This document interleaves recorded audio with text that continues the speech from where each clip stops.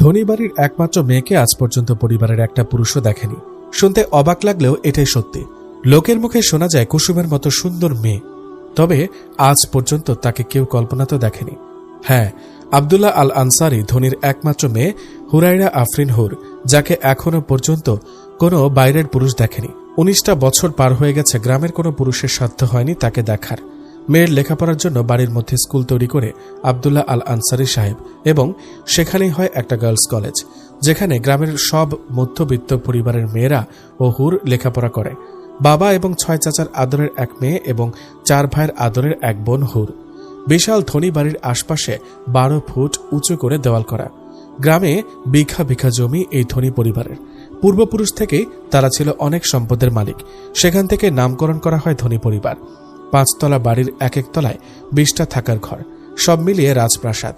হুর পরীর মতো ঘুরে বেড়ায় বাড়িতে। তার বোরকা তাকে সবসময় আবদ্ধ করে রাখে। হুরের 4 ভাই, সাজ্জাদ বিন আনসারি, খালেদ বিন আনসারি, জাবেদ বিন আনসারি, জুনায়েদ বিন আনসারি, এবং ভাবিরা রহিমা, ফাতেমা, আয়শা, উম্মেহানি। সবার চোখের মনি হুর। হুরকে সবসময় তার বাবা এবং তার ভাইরাই দেখতে পারে, এছাড়া অন্য কোনো পুরুষ দেখতে পারে না। ধনী বাড়ির কোনো নারীকে বাইরের পুরুষ দেখার অনুমতি নেই। এমনকি বাড়ির 2য় তলায় সম্পূর্ণভাবে পুরুষ নিষিদ্ধ, কারণ সেখানেই বাড়ির সব মেয়েরা থাকে, আর 2য় তলাতে রান্নাঘর। আজ শনিবার অনেক দূর থেকে একটা বাচ্চা মেয়ে হুরকে দেখতে এসেছে। মেয়েটার অনেক ইচ্ছা সে একটাবার হুরকে দেখবে। প্রথমে সদর দরজায় দারোয়ানরা মেয়েটির মা ও তাকে ঢুকতে না দিলেও আনসারি সাহেব অনুমতি দেওয়ার পর ঢুকতে দেন। হুরের মা রাবেয়া বেগম বাচ্চা মেয়েটি ও তার মাকে বসার ঘরে বসতে দিয়ে হুরকে ডাকতে গেল। হুর কিছুক্ষণ আগেই গোসলে ঢুকেছে। রাবেয়া বেগমের ডাকে হুর তাড়াতাড়ি গোসল শেষ করে বের হলো। বাচ্চা মেয়েটির কথা শুনতে হুর খুব অবাক হলো, কারণ তার ধারণাই ছিল না কেউ তাকে দেখার জন্য এত পাগল। নিজেকে খুব ভাগ্যবান মনে হচ্ছে হুরের। বাচ্চা মেয়েটাকে তার ঘরে পাঠাতে বলল হুর। হুর ততক্ষণে নিজের চুল ছেড়ে আয়নার সামনে দাঁড়ালো। মেয়েটি ঘরে ঢুকতে অবাক হয়ে গেল। হুরের পা অবধি চুল মাটিতে লেলিয়ে আছে, টানা টানা চোখ, হলদে সুন্দর গায়ের রং। মেয়েটা অবাক হয়ে তাকিয়ে আছে। হুর মেয়েটাকে ভেতরে আসতে বললে মেয়েটা কিছুটা ভয় পেয়ে যায়। হুর তাকে আবারও ডাকে কাছে। মেয়েটা গুটি গুটি পায়ে হুরের ঘরে যায়। বিশাল বড় ঘর, চারদিক সুন্দরভাবে সাজানো, ময়ূরের পালকের মতো দেখতে খাট। হুর মেয়েটির গালে হাত রেখে বলল, সোনা মেয়ে, কি নাম তোমার? মেয়েটি হুরের ছোঁয়া পেতেই কিছুটা আঁতকে উঠল। কুসুমের মতো নরম তার ছোঁয়া, গলার কণ্ঠস্বর সুন্দর। সে হুরের দিকে অবাক দৃষ্টিতে তাকিয়ে আছে। হুর আবার জিজ্ঞেস করল, তোমার নাম কি? মেয়েটা গলা কেঁপে উত্তর দিল, অবন্তী। তুমি হিন্দু ধর্মের? হ্যাঁ। ও সোনা মেয়ে, তুমি খুব সুন্দর। তুমিও খুব সুন্দর। হঠাৎ হুরের মায়ের ডাক পড়তে হুর বোরকা পরে রেডি হয়ে বের হলো। হুরের সাথে সাথে অবন্তীও হাঁটছে। অবন্তী যাওয়ার পালা চলে এসেছে, কিন্তু তার যেতে ইচ্ছা করছে না। হুরের সাথে আজীবন থাকতে ইচ্ছা করছে তার, কিন্তু সে পরিস্থিতির শিকার। অবন্তী মন খারাপ করে বলল, তোমার সাথে কাটানোর সময় আমি কখনো ভুলব না। আমিও সোনা মেয়ে, ভালো থেকো। হুরের 19 বছর বয়সেও কখনো সে এ বাড়ির বাইরের জগৎটাকে দেখেনি। আনসারি সাহেবের শত্রু অনেক, আর ছোট থেকেই সে চেয়েছিল তার যেন মেয়ে হয়, আর সেই মেয়ে যেন তার কাছের মানুষ ব্যতীত কোনো পুরুষ না দেখে। তাই হুরকে কখনো বাড়ির বাইরে যেতে দেয়নি সে। হুর বাইরে না গেলেও পরিবেশ সম্পর্কে যথেষ্ট জ্ঞানের অধিকারী। সকাল 6টা বেজে 20 মিনিট। প্রতিদিন এ সময় হুর বাবার সাথে কোরআন নিয়ে বসে। আনসারি সাহেব এখনো মেয়েটাকে ছোটবেলার মতোই আদর করে। কিছুদিন পর যে মেয়েটাকে বিয়ে দিতে হবে সেটা যেন সে মেনে নিতে পারে না। মেয়েকে ছাড়া তার দিন ভাবলেই যেন তার বুকে ব্যথা ওঠে। হুরকে রাবেয়া বেগম ডাকতে গিয়ে অবাক, হুর কোথাও নেই। সারা ঘর ফাঁকা, ছাদে বাগানে কোথাও নেই। রাবেয়া বেগম চিন্তিত হয়ে খুঁজতে লাগলেন, কোথাও পাচ্ছে না। হুরের ভাইরা সবসময় বাড়িতে থাকে না, ভাবিরাও খুঁজছে রাবেয়া বেগমের সাথে। সবাই খুঁজতে খুঁজতে যখন হুরকে পেল না, তখন সবাই হতাশ। রাবেয়া বেগম এসে সবটা আনসারি সাহেবকে জানালে সে খুব ভয় পেয়ে যায় এবং হঠাৎ বুকে প্রচন্ড ব্যথা ওঠে। সবাই তাকে ধরাধরি করে তার ঘরে নিয়ে যায়। ঠিক তখনই কোথা থেকে যেন হুর দৌড়ে এসে বাবাকে জড়িয়ে ধরে। মেয়ে কাছে আসতে যেন আনসারি সাহেব সুস্থ হয়ে গেলেন। রাবেয়া বেগম মুচকে হেসে বলল, মেয়েকে বিয়ে দিলে যে আপনার কি অবস্থা হবে ভেবে আমার হাসি পায়। আমি বাবার কাছে থাকবো, বুঝেছ? হুর বলল। হুর বাবার কপালে চুমু খেয়ে বাইরে চলে গেল। আনসারি সাহেব দীর্ঘশ্বাস ছেড়ে বললেন, মেয়েরা হয়তো জন্ম নেয় পরের ঘরে যাওয়ার জন্য, ওকে ছাড়া যে একটা মুহূর্তও থাকতে পারি না আমি। চিন্তা করবেন না, আমাদের মেয়ে খুব সুখী হবে ইনশাআল্লাহ। 4 ভাবি ছিল রান্নাঘরে। নূরও তাদের কাছে গিয়ে বসল। কিছুদিন আগে নতুন ভাবি উম্মে হানিকে বাড়িতে আনা হয়েছে। তার আগে বাবার বাড়িতে ছিল। বিয়ে হয়েছে 1 বছর, কিন্তু হুরের ছোট ভাই জুনায়েদ তখনও সম্পূর্ণ মাওলানা হয়ে ওঠেনি, তাই বউকে বাড়িতে আনেননি। তাছাড়া ধনী বাড়ির নিয়ম অনুযায়ী বউ বাসর ঘরে ঢোকানোর আগেই স্বামী স্ত্রী 3 দিনের জামাতে যাবে। এই 15 দিন আগেই সব নিয়ম কানুন মেনে উম্মে হানিকে আনা হয়েছে। মেয়েটা খুব মিষ্টি, অবশ্য এ বাড়ির প্রতিটা বউ খুব ভালো। তবে সবার বড় রহিমা বেগম একটু রাগী। হুরের বড় ভাই খালেদ বিন আনসারের স্ত্রী রহিমা বেগম, মেজ ভাই জাবেদ বিন আনসারের স্ত্রী ফাতেমা বেগম, সেজ ভাই সাজ্জাদ বিন আনসারের স্ত্রী আয়েশা বেগম এবং ছোট ভাই জুনায়েদ বিন আনসারের স্ত্রী উম্মে হানি। আর 4 ভাইয়ের এক পরী হুর। হুর সবার ছোট। মাদারীপুরের একটা গ্রামে এই ধনী বাড়ির অবস্থান। সব মধ্যবিত্তের আস্থার স্থান এই ধনী বাড়ি। শুক্রবারের দিন, জুমার দিন, আনসারী সাহেব নামাজের জন্য তৈরি হচ্ছে। হঠাৎ বাইরে চেঁচামেচির আওয়াজে সে তাড়াতাড়ি করে বেরিয়ে গেল। আনসারী সাহেবকে দেখে গ্রামের সবাই কান্নায় ভেঙে পড়ল। আনসারী সাহেব খুব অবাক হলো, কৌতূহলী হয়ে জিজ্ঞেস করল, কি হয়েছে আপনাদের? আপনারা কাঁদছেন কেন? গ্রামে অনেক বড় ঘটনা ঘটে গেছে ভাই, কিন্তু আমরা দুঃখিত, আপনাকে জানাইনি। আচ্ছা, এখন বলেন কি হয়েছে? আপনারা না বললে আমি জানবো কিভাবে? গ্রামে কি এক অসুখের বাসা বেঁধেছে, সবার বমি আর পেটের সমস্যা হচ্ছে। আমরা চেয়েছিলাম আপনাকে না জানিয়ে সমস্যার সমাধান করার, কিন্তু পারিনি। এটা তো খুবই চিন্তার বিষয়। আশেপাশে ডাক্তাররা কি কিছু সমাধান করতে পেরেছে? না, তারা ব্যর্থ। আপনারা চিন্তা করবেন না, আমি খুব দ্রুত কিছুর ব্যবস্থা করব। সবাই আল্লাহকে ডাকুন, তিনিই পারেন সব বিপদ থেকে রক্ষা করতে। আনসারী সাহেব আজ ঢাকায় যাবে। সে চায় না তার গ্রামের কোনো ক্ষতি হোক, তাই ঢাকা থেকে কিছু ভালো ডাক্তার আনবে গ্রামে। হুরের মাথায় হাত বুলিয়ে আনসারী সাহেব ঢাকার উদ্দেশ্যে রওনা দিল। সেখানে তার আরও কিছু কাজ আছে। সব কাজ শেষ করে ফিরতে 3 দিন লাগবে। তার ছোট ছেলে জুনায়েদ এবং বড় ছেলে খালেদ বর্তমানে বাড়িতে, তাই বাড়ির দিকটা নিয়ে আনসারী সাহেব চিন্তামুক্ত। আনসারী সাহেব নিজের যাবতীয় কাজ শেষ করে তার বন্ধু ডক্টর সাখাওয়াতকে গ্রামের করুণ ঘটনা বলল। ডক্টর সাখাওয়াতের মাথায় তখন একজনের নামই আসলো। 7 নম্বর কেবিনের রোগীটা নিয়ে চরম চিন্তায় আছে ডক্টর সাজিদ মাহমুদ, বিখ্যাত ডক্টর। সে অনেক অনেক খ্যাতি সম্পন্ন ডক্টর সাজিদ মাহমুদ। ডক্টরের পাশাপাশি সে একজন হাফেজ। হাজি বংশের ছেলে সাজিদ। ছেলেটা মেডিকেলের সবার ভরসার পাত্র। বর্তমানে পরিবার সহ ঢাকায় থাকলেও তাদের গ্রামের বাড়ি মাদারীপুর। ডক্টর সাখাওয়াত আনসারী সাহেব সহ সাজিদের কেবিনে ঢুকল। নিজের শ্রদ্ধায়ী স্যারকে দেখে সাজিদ উঠে দাঁড়ালো। ডক্টর সাখাওয়াত সাজিদকে বসতে বলল এবং আনসারী সাহেবকে নিয়ে সে অপর পাশে বসল। ডক্টর সাখাওয়াত সব ঘটনা খুলে বলল সাজিদকে। চিন্তিত হয়ে সাজিদ বলল, এটা একটা ভাইরাস জাতীয়, দ্রুত সমাধান করতে হবে। আর এখন শিশুদের মধ্যে আছে, কিন্তু পরে বড়দের মধ্যেও ছড়াতে পারে। এখন আমি চাচ্ছি আল্লাহ এই বিপদের সমাধান তোমার উসিলায় করুক। সাজিদ বলল, আমি? হ্যাঁ, তোমার উপর আমি সম্পূর্ণ ভরসা করতে পারি। আপনি যা ভালো বোঝেন স্যার, আমার কোনো আপত্তি নেই। আলহামদুলিল্লাহ, তাহলে তুমি 20 জনের একটা টিম তৈরি করো আর বাসায় জানাও, তাহলে কালকেই রওনা দিব। Okay sir. হাজিবাড়ির সবচেয়ে বৃদ্ধ লোক হাজি নূর মোহাম্মদ, তার ছেলে সৈয়দ সাহেব মোহাম্মদ এবং জাহিদ মোহাম্মদ। আবার সৈয়দ মোহাম্মদের 2 ছেলে সৈয়দ মাহমুদ এবং সাজিদ মাহমুদ। 2 ভাইয়ের আদরের এক বোন জেবা ইলমা। বিশাল বড় বাড়িতে হাসি খুশি ভাবে থাকেন সবাই, তাদের জয়েন্ট ফ্যামিলি। গ্রামে একটা কাজের জন্য যেতে হবে শুনে দাদা নূর মোহাম্মদ বললেন তাকেও নিয়ে যেতে। অনেকদিন গ্রামে যায় না। সাজিদ মাথায় হাত দিয়ে বলল, দাদু, ওখানে একটা ভাইরাস বাসা বেঁধেছে, তার বাসা ভাঙতে যাব আমরা। তুমি কেন যাবে? ওহ, দেখো দাদু ভাই, আবার নিজে বাসা বেঁধে শোনা। সাজিদ লজ্জা পেয়ে বলল, আমার বাসা মানেই তো তোমার বাসা। হ্যাঁ হ্যাঁ, এটা ঠিক। বুড়ো হয়ে গেলে এখনো মজা কমালে না। অবশেষে সময় চলে এসেছে। সাজিদ 20 জনের একটা টিম তৈরি করে দিলেন। মহুয়া, হাফিজা, নাফিসা, জাবেদা, আলী, মনির, শুভসহ আরও কয়েকজন ছিল সাজিদের টিমে। সকলেই সাজিদের খুব কাছের লোক। আনসারী সাহেব সাখাওয়াতকে বিদায় জানালো এবং বাড়ির উদ্দেশ্যে রওনা দেওয়ার জন্য তৈরি হল।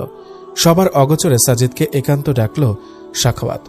কানে কানে বলল, নিজের সবটা দিয়ে সাহায্য করার চেষ্টা করবে আনসারী সাহেবকে। সে খুব ভালো মহৎ মানুষ। জি স্যার, আমার জন্য দোয়া করবেন। আসি, আসসালামু আলাইকুম। সবাইকে বিদায় জানিয়ে গ্রামের উদ্দেশ্যে রওনা দিল তারা। এদিকে 3 দিনের কথা বলে 4 দিন হয়ে গেছে। বাবা না আসায় হতাশ হুর। বাবা তার চোখের মণি, এক মুহূর্ত বাবাকে ছাড়া থাকতে পারে না সে।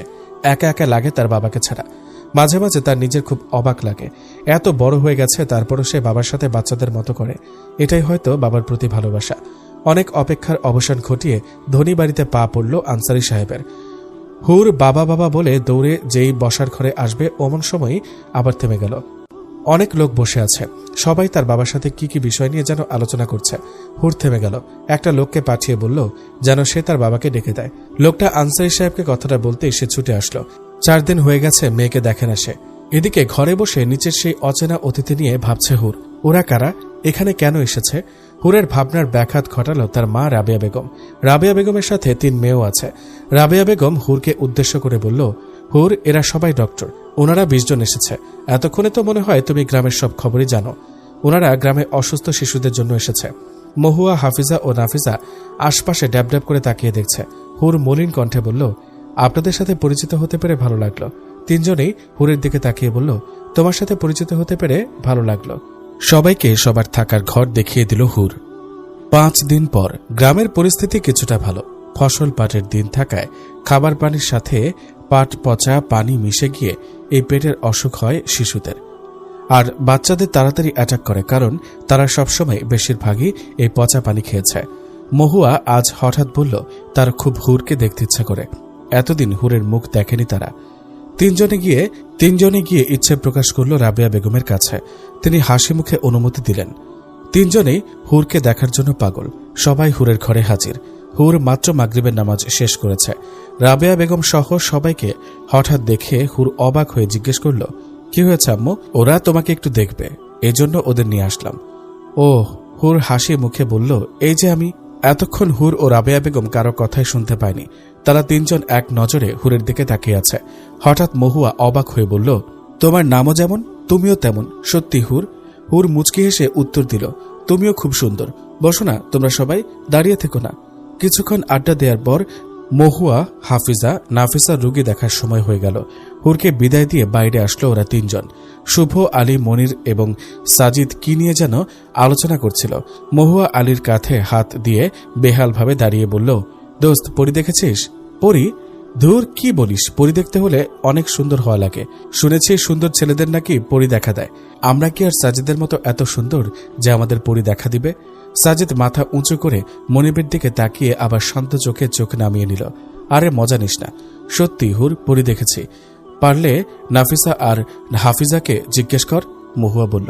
মনির কৌতূহলী হয়ে নাফিসার দিকে তাকিয়ে বলল, সত্যি পরি দেখেছিস তোরা? নাফিসা কথা কম বলে, 2-1টার বেশি কথা বলে না। মাথা ঝাঁকিয়ে হ্যাঁ সূচক উত্তর দিল। কি বলিস? তোরা খুব বেইমান। নিজেরা একা একা পরি দেখেছিস, আমাদের ডাকলি না কেন? আরে গাধা, এই পরি সবাই দেখতে পারে না। এই গ্রামের পরি, অথচ এই গ্রামের কোনো পুরুষ দেখে নাই। আর তোরা তো বাইরের। দেখ হাফিজা, অপমান করবি না। কাহিনীটা কি বল না, তোরা কিভাবে দেখলি?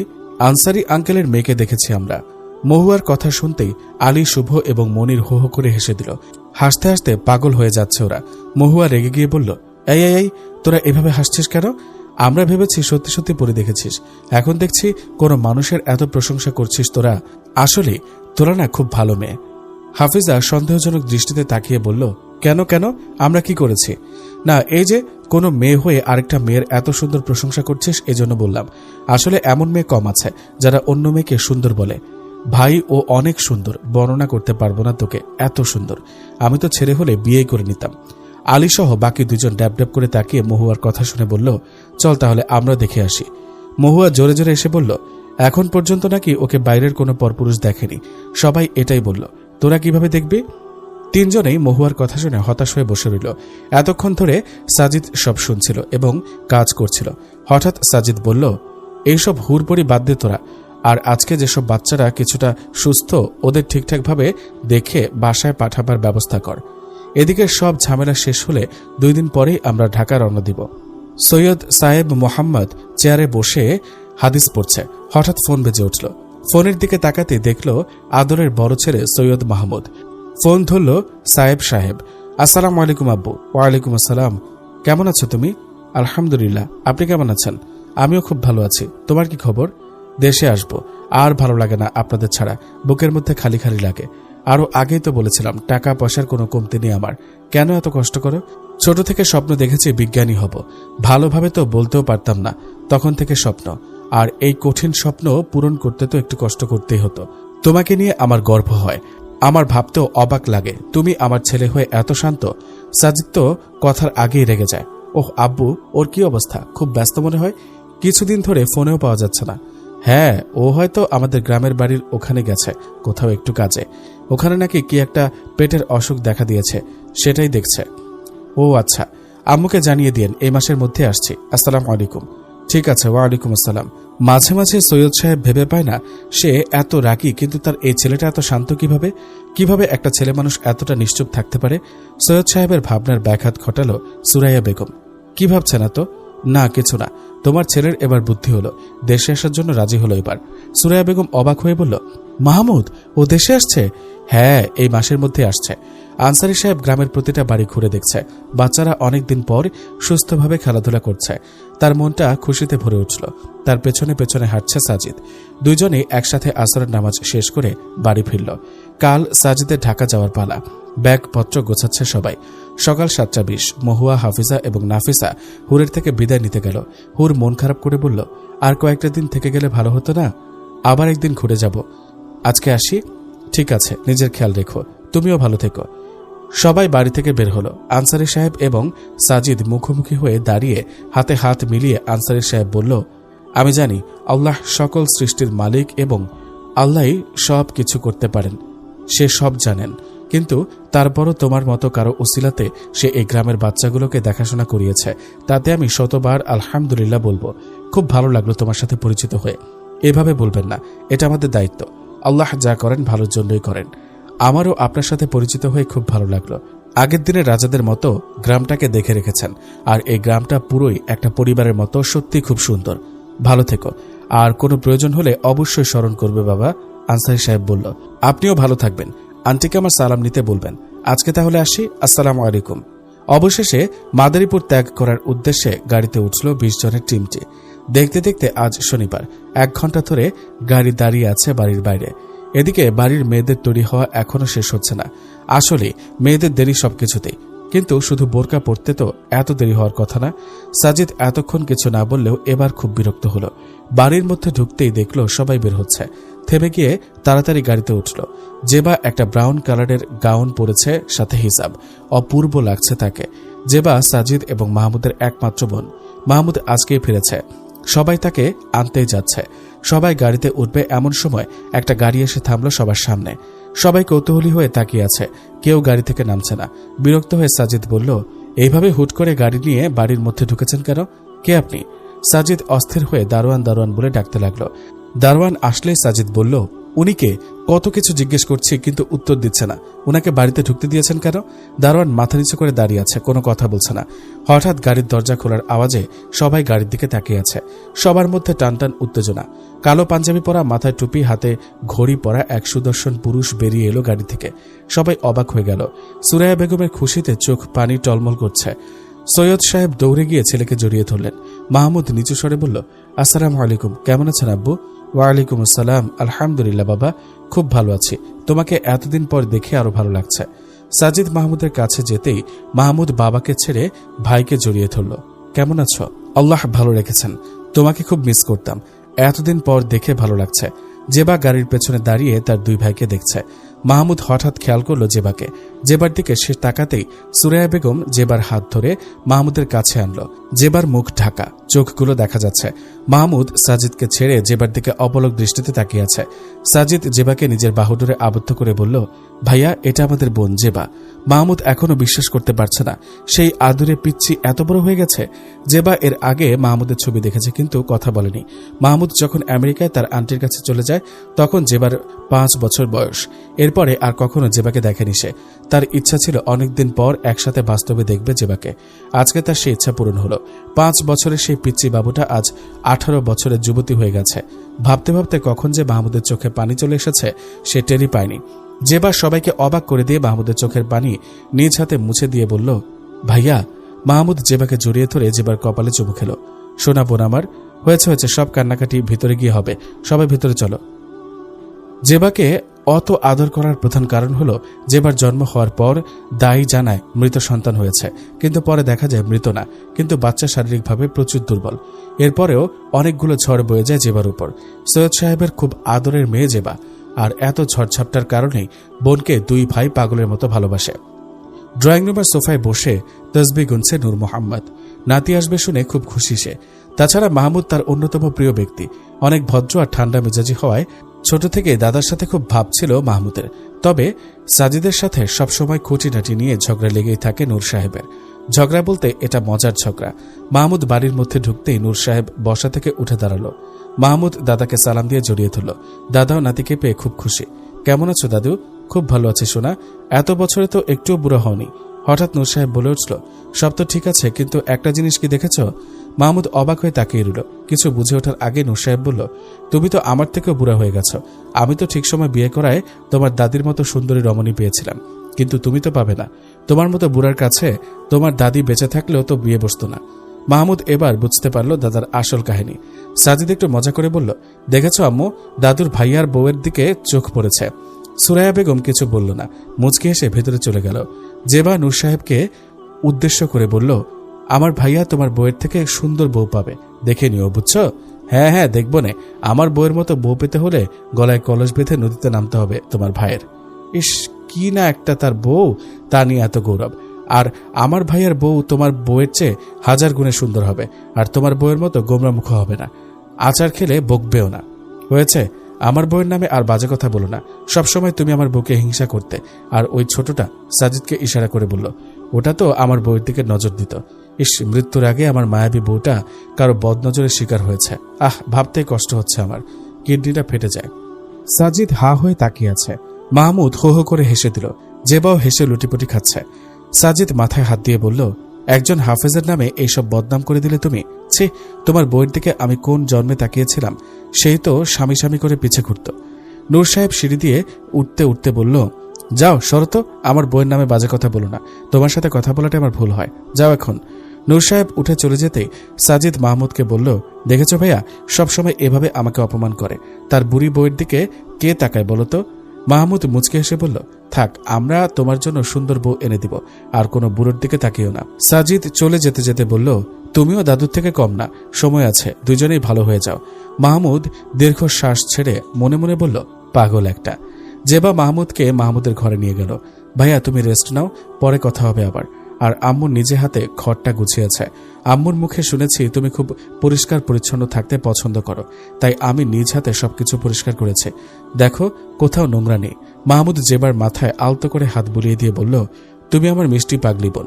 জেবা চলে যেতেই মাহমুদ রুমের চারপাশে ঘুরে ঘুরে দেখল। 13টা বছর এই ঘর ছেড়ে থেকেছে সে, কিন্তু আজও তার খুব চেনা এই ঘরটা। আর 2 দিন পরেই হুর 20 বছরে পা দিবে। সে খুব খুশি, সারাদিন সময় গুনছে কখন দিন শেষ হবে।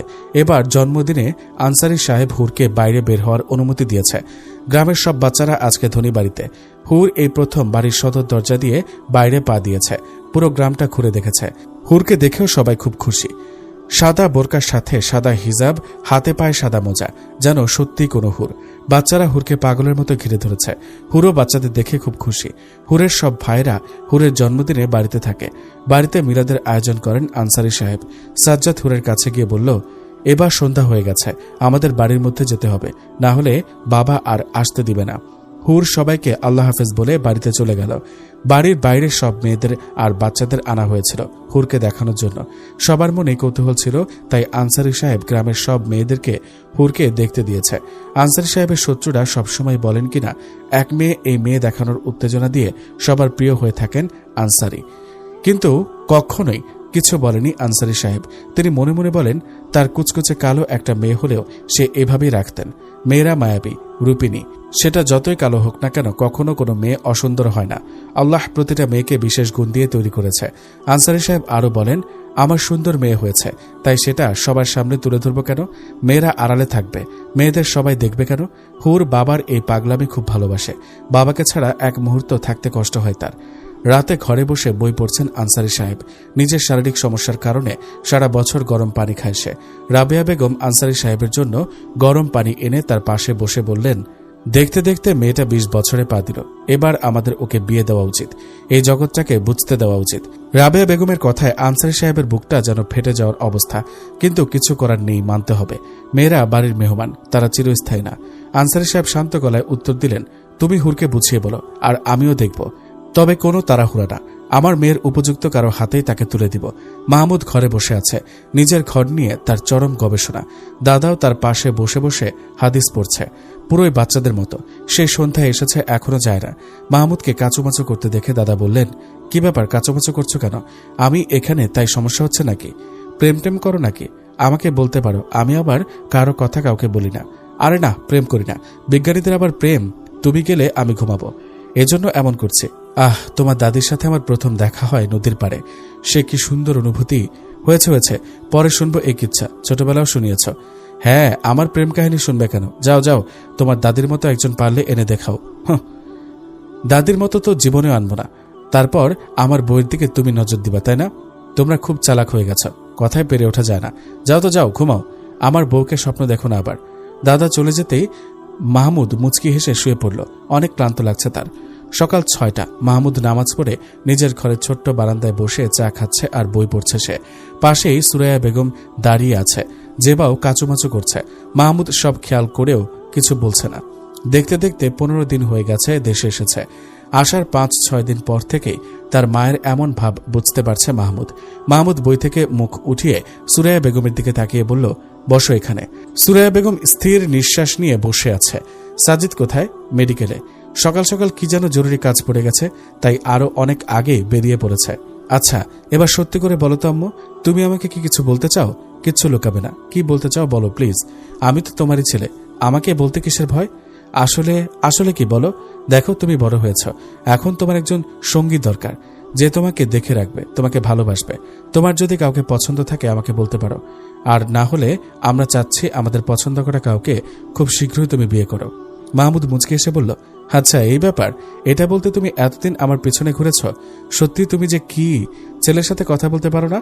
আমার পছন্দের কেউ নেই, তোমরা যাকে পছন্দ করবে তাকেই বিয়ে করব। তবে এমন কাউকে দেখো যে খুব নরম মনের মানুষ, খুব শান্ত আর মায়াবী প্রকৃতির। সুরাইয়া বেগম ছেলের কথায় খুব খুশি হলেন, ছেলের মাথায় হাত বুলিয়ে দিয়ে বেরিয়ে গেলেন। সুরাইয়া বেগম উঠে যেতেই জেবা হঠাৎ এসে তার চেয়ারে বসে বললেন, উৎফুল্ল চোখে মাহমুদের দিকে তাকিয়ে বলল, ভাইয়া তুমি সত্যি বিয়ে করবে? তোমার বিয়েতে আমাকে খুব সুন্দর একটা বোরকা দিও। মাহমুদ বোনের গালে হাত দিয়ে বলল, আচ্ছা পাগলি বোন। মাহমুদ নিঃশব্দে বসে আছে আকাশের দিকে তাকিয়ে। 2 বছর আগের কথা খুব মনে পড়ছে। দিনটি ছিল সকাল। গাড়ি নিয়ে শপিংয়ের জন্য বের হয়েছে মাহমুদ। আমেরিকার একটি সরু রাস্তায় চলছে তার গাড়ি। হঠাৎ গাড়ির সাথে ধাক্কা একটা বাচ্চা মেয়ের। মেয়েটির এলোমেলো চুল। মাহমুদ তাড়াতাড়ি গাড়ি থেকে নেমে মেয়েটির কাছে গেল। মেয়েটির পায়ের কাছে কিছুটা ছিলে গেছে। মাহমুদ মেয়েটিকে গাড়িতে তুলে তাড়াতাড়ি একটা মেডিকেলে নিল। মেডিকেলে মেয়েটিকে ভালোভাবে দেখা হলো। ডাক্তার মাহমুদকে জানায় মেয়েটি খুব দুর্বল, 2 থেকে 3 দিন কোনো খাবার খায়নি। মাহমুদের সব শুনে খুব খারাপ লাগলো। মেডিকেল থেকে সোজা বাসায় নিয়ে আসলো মেয়েটিকে। মেয়েটি কোনো কথা বলে না। মেয়েটিকে সোফায় বসিয়ে কিছু খাবার এনে দেয় মাহমুদ। মেয়েটি হঠাৎ বলে ওঠে, আমার আপুকে খাবার দেবে? আমেরিকার মতো দেশে বাংলা ভাষা শুনে খুব অবাক হলো মাহমুদ। কৌতূহলী হয়ে জিজ্ঞেস করল, তুমি বাঙালি? তুমি কোথায় থাকো? তোমার আপু কোথায়? হ্যাঁ আমি বাঙালি, আর আমি কোনো বাচ্চা মেয়ে না, আমি শারীরিক প্রতিবন্ধী। আমার 17 বছর বয়স আর আমার আপুর 19 বছর। আমরা সহ পরিবারে আমেরিকায় ট্যুরে আসি, কিন্তু হঠাৎ আমাদের জীবনটা এলোমেলো হয়ে যায়। এলোমেলো মানে? তোমার বাবা মা কোথায়? তোমার নাম কি? আমার নাম সাইফা আহমেদ, আর আপুর নাম জারবেরা। আমরা যেখানে থাকার ব্যবস্থা করেছিলাম সেখানকার একজন লোক আমাদেরকে বিশেষভাবে দেখাশোনা করত। বাবা তাকে কিছুদিনেই খুব কাছের ভেবে নিয়েছিল। আমার বাবা ছিলেন খুব সরল প্রকৃতির মানুষ। ওয়েট, তোমার বাবা ছিলেন মানে? এখন কোথায়? সাইফার চোখ থেকে অঝরে পানি পড়ছে। নিজেকে গুছিয়ে নিয়ে বলল, আব্বু আম্মু দুজনেই মারা গেছে, তাদের লাশটাও দেখিনি। মাহমুদ অবাক হয়ে তাকিয়ে আছে। মেয়েটি আবার বলতে শুরু করলো, একদিন সকালে লোকটা এসে বলল এখানে কোথায় নাকি খুব বড় একটা পাহাড় আছে, খুব সুন্দর। বাবার খুব ঘোরাঘুরির শখ। পাহাড়ের কথা শুনে তৈরি হয়ে গেলেন। সবাইকে নিয়ে পাহাড়ের উদ্দেশ্যে রওনা দিল লোকটা। সবাই ছিল হাসি খুশি। কে জানতো আর কখনো হবে না ঘরে ফেরা, কখনো আর দেখব না বাবা মায়ের মুখটা। কে জানতো আমার নিষ্পাপ বোনটা হারাবে তার যত্নের সতীত্ব। আমাদের গাড়ি চলছিল ছোট্ট একটা চিকন রাস্তা দিয়ে, আশেপাশে সারি সারি গাছ। হঠাৎ একটা ছোট বাড়ির সামনে গাড়ি থেমে গেল। বাবা লোকটাকে জিজ্ঞেস করলো, এখানে গাড়ি থামানোর কারণটা কি? লোকটা বলল, পাহাড়ে যেতে তো অনেক দেরি হবে, এখানে আমরা একটু রেস্ট নিব। এটা একটা হোস্টেল। বাবা খুব অবাক হলো, এটা কিভাবে হোস্টেল হয়? ছোট একটা বাড়ি। বাবা বিরক্ত হয়ে বলল, আচ্ছা বেশিক্ষণ থাকবো না কিন্তু। কে জানতো কখনো ওই ভয়ঙ্কর বাড়ি থেকে আর জীবিত বের হবে না সে। বাড়ির মধ্যে ঢুকতেই আপু আর আমার কেমন যেন লাগছিল। বাবা একটু খাবার খেয়ে বসে বসে গল্প করছিল। হঠাৎ লোকটা বলে উঠল, ধরেন কখনো এই বাড়ি থেকে আর বের হলেন না, তাহলে কি করবেন ভাই? বাবা অবাক হয়ে জিজ্ঞেস করলো, এইসব কি বলো তুমি? হঠাৎ লোকটা পকেট থেকে একটা ছুরি বের করে আম্মুর গলায় ধরে। আব্বু উঠে দাঁড়াতেই আমাদের সেই ড্রাইভার আব্বুর গলায় ছুরি ধরে। আব্বু অবাক হয়ে তাকিয়ে আছে। লোকটা আপুর হাত ধরে বলল, তোমাকে খুব ভালো লাগে, চলো আমার সাথে। আব্বু লোকটাকে খুব বাধা দেওয়ার চেষ্টা করলো, কিন্তু কোনো কাজ হলো না। হঠাৎ টানাটানির মধ্যে লোকটা আব্বুর মাথায় একটা লাঠি দিয়ে সজোরে আঘাত করে, এত জোরে আঘাত করে যে আব্বুর মাথা ফেটে 2 ভাগ হয়ে যায়। আম্মু এক চিৎকারে সেখানে স্ট্রোক করে। আপুকে টানতে টানতে ভেতরে নিয়ে যায় লোকটা। আপু অসহায়ের মতো কাঁদছিল। আপু লোকটার পায়ে ধরে কাঁদছিল, কিন্তু সেদিন খুব একা হয়ে গিয়েছিল। 3 ঘন্টা পর ওরা আপুকে ওই বাড়ির মধ্যে বেঁধে রেখে বাইরে যায়। ওর খেয়াল ছিল না। আমি সেখানে ছিলাম, একজন গার্ড ছিল। আমি তাকে মাথায় আঘাত করি। সে জ্ঞান হারাতেই আমি দৌড়ে উপরে যাই। উপরে গিয়ে আপুর অবস্থা দেখে চিৎকার করে কাঁদতে ইচ্ছে করছিল। আপুকে তাড়াতাড়ি নিয়ে আসি বাইরে। বাইরে বের হতেই একটা গাড়ি পাই। তাড়াতাড়ি গাড়িতে উঠে সেখান থেকে বের হই। আপু খুব অসুস্থ হয়ে পড়ে। কোথায় যাব, কি করব কিছুই বুঝতে পারি না।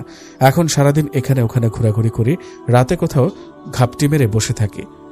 মাহমুদ আর এক মুহূর্ত দাঁড়ালো না। তাড়াতাড়ি গাড়ি নিয়ে বের হয়ে গেল সাইফার সাথে। রাস্তার এক কিনারে বসেছিল জারবেরা।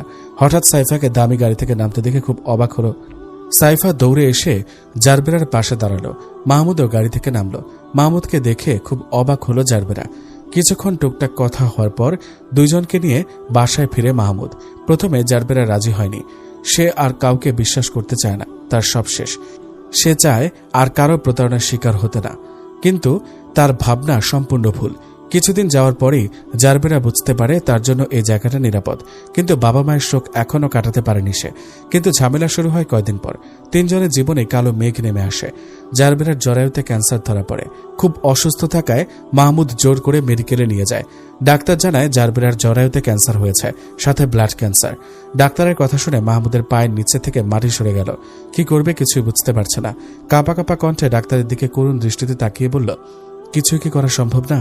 ডাক্তার বলল, জারবেরাকে অনেকজন একাধিকবার ধর্ষণ করেছে, ফলে তার অনেক বড় কিছু সমস্যা হয়ে গেছে। তাছাড়া তার শরীরে আগে থেকে ব্লাড ক্যান্সার ছিল, আর ব্লাড ক্যান্সার মানে তো মৃত্যু। মাহমুদ চোখ মুছে জারবেরার কেবিনে গেল। নিষ্পাপ মুখটা কি মায়াবী লাগছে, কি মায়া ওই চোখে। মানুষটাকে তো ভালোবাসার কথা জানাতেই পারল না। তার ভালোবাসা না জেনে মানুষটাই হারিয়ে যাবে। মাহমুদ যেন এই সত্যি মেনে নিতে পারছে না। ইচ্ছা করছে জারবেরাকে জড়িয়ে ধরে কাঁদতে। আল্লাহ এটা কেন করলো? আল্লাহ কি এখনো কোনো মিরাকেল করতে পারে না জারবেরাকে সুস্থ করে দিতে? জারবেরাকে বাসায় নিয়ে আসা হয়েছে। সকালের মিষ্টি সূর্যের সৌন্দর্য উপভোগ করছে জারবেরা। মাহমুদ কাছে গিয়ে দাঁড়াতে জারবেরার ধ্যান ভাঙল। দুজনের মধ্যে ছমছম নীরবতা। জারবেরা শান্ত স্বরে বলল, আমাকে ভালোবেসে ফেলেছেন তাই না? জারবেরার এমন প্রশ্নে খুব অবাক হলো মাহমুদ। হঠাৎ এমন প্রশ্ন করছে কেন? আমি জানি ভালোবাসেন আমায়। কেন ভালোবেসেছেন এই ভয়ঙ্কর খারাপ মেয়েটাকে বলুন। জানি না। ভালোবেসেই বা কি হবে? কয়টা দিনই তো আছি, তারপর তো। এভাবে কথা বলো না জারবেরা। জানেন, খুব ইচ্ছা ছিল নিজের স্বামীকে সবটা দিয়ে ভালোবাসবো, খুব ভালোবাসবো। কখনো কোনো প্রেম করিনি। সব স্বপ্ন রেখে দিয়েছিলাম স্বপ্নের পুরুষটার জন্য। আর আজ আমি সম্পূর্ণ শূন্য। কিচ্ছু নেই আমার মধ্যে, আমি শূন্য। সেই শূন্য তুমিও আমার কাছে অনেক দামি। জারবেরা কান্না ভাঙা গলায় বলল, একটা কথা রাখবেন, আমি যতদিন বেঁচে থাকবো আমাকে ভালোবাসবেন? মাহমুদ নিজেকে আর ঠিক রাখতে পারল না, জড়িয়ে ধরল জারবেরাকে। সময়ের ক্ষণে ক্ষণে জারবেরার দিন শেষ হচ্ছে। মাহমুদ তার কোলে মাথা রাখলে অসুস্থ শরীরটা অসুস্থ হয়ে যায় তার। সাইফা বোনকে হারানোর ভয়ে লুকিয়ে কান্না করে। মাহমুদের সাইফাকে দেখলে খুব কষ্ট হয়। কি বলে সান্ত্বনা দেবে তার নিজেরও তো ভাষা নেই। সেও তো জেনে শুনে হারাবে নিজের ভালোবাসা।